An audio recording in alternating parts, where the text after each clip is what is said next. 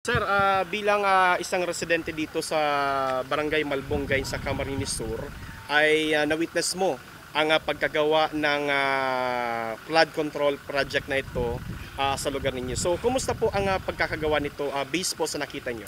May na talaga pagkagawa nito. Kasi yung 20 feet na 6 file, tinatatlo nila, tapos ibinabaon. Sobra naman iksi. Ang sabi daw nila, matibay na daw yun. Hindi pa tapos sila, nagbibitak-bitak na ang ginagawa nila. Tingnan nyo ang anong nangyari dito sa amin. Ulan lang, binabaha na rin kami. Kasi sobrang taas ang pagkagawa nito. Ang bakal, maliit. Ang siminto, 10 sako ng buhangin, 10 sako ng bato, 1 sakong supot ng siminto. Inahalo nila dito. Dito. Ganyan. Tapos ang gitna nito, panay lupa. Ang bato lang dito, lahat, mga tabi, ganyan lang. Ay, ito, hagdan, wala. Bitak-bitak lang ang hagdan nito. Tingnan nyo, nakikita nyo. Mahina ang pagkagawa nito, sobrang hina. Kailan po to sir nasimulan at kailan natapos po? Di ko lang masyadong napansin kasi di ko lang nalaman kung ilang buwan to ditong gawa. Pero sandali lang to, hindi lang nagtagal. Ngayon po ba taon? Oo, ngayon lang. Walang siguro palagay ko mga 3 buwan o 2 buwan ganyan. Mga 3 buwan siguro. Mga 3 buwan lang gawa nito. Ang tingnan nyo, ang sobrang dadaya ang nagawa nito. Sobrang daya. Tingnan, bitak-bitak na yung mga nila, yung mga ginagawa nila. Maganda ang ibabaw nito. Pagdating ng ilalim, nako, kumuha ka ng isang pako na, 4 pako, ibaon mo. Nako, wala na. Tagos na yon. Wala na, hina nito. Hina nga pagkagawa nito. Sobrang hina. Kasi malaking kita nila dito. Isipin mo daw, ilang milyon to, sabi daw nila, 17 milyon. Wala nga sigurong 20 milyon ang ginawa, gastos nila dito. Wala na. Ito ang tinan nyo. Ang luwang-luwang. Ang lupa yan, nandiyan pa. Hindi nga ayos sa pagkagawa. Hindi matuduman sa kapitan. Ginawa nito. Kung ano nangyari nito. Bakit yan ito?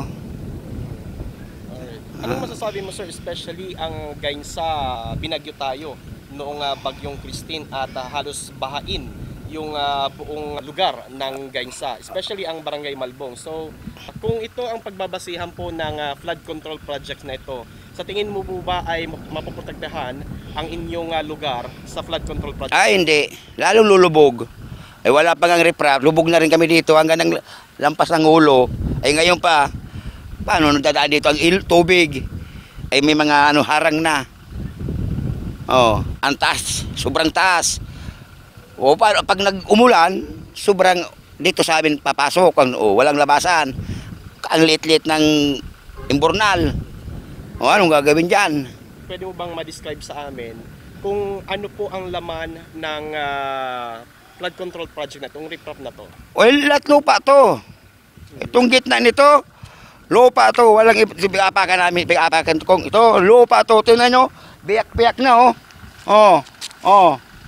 tingnan nyo, biyak-biyak na. Hanggang doon. Sa gitna, hanggang doon sa baba. Biyak-bitak-bitak na. Kasi ito, lahat lupa. Wala tong bato. Ang bato niyan, sa gilid lang, wala sa gitna. Lahat sa mga tabi-tabi lang, mga gilid-gilid. Kumusta sir ang kabilya nito? Ayan, ako ang kabilyang. Ang kabilya nito, liliit. 6 lang yata siguro tong 10 mm. Saka yung D12 rin, siguro 6 din o 5. Ganun lang. So, ano sir ang masasabi mo, especially ang itong flood control projects na to ay isa sa mga nirereklamo ng ating Presidente Ferdinand Marcos Jr. na mayroong anomalya na nangyari dito? Oo, meron. Kasi pa ito ng infeksyon, reject din to. Tulad sa loob, gibaan na rin. Magkakasama nito. Lahat yan, mga lahat ng ginagawa dito, lahat ng sira, lahat palpak ang kagawa. Anong mensahe mo sir sa gobyerno para po dito o para maayos ang ganitong sigalot at problema dito sa flood control project? Ay, mananagot dito ang magkamali. Mananagot sila sa mga gawa nilang nitong mali.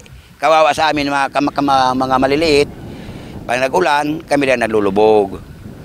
Hanggang kami diyan, hanggang ulon lubog namin dito. Kaya palpak ang paggawa nitong mga riprap na ito. Palpak. Ang kabilya, mabakal na 'yon, ang liliit. Ang ilalim, maliit. Ang ibabaw din, maliit.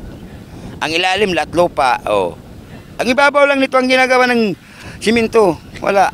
10 simento ay bakal, ay 10 yung buhangin, 10 bato, 1 supot na simento, ihalo-halo na.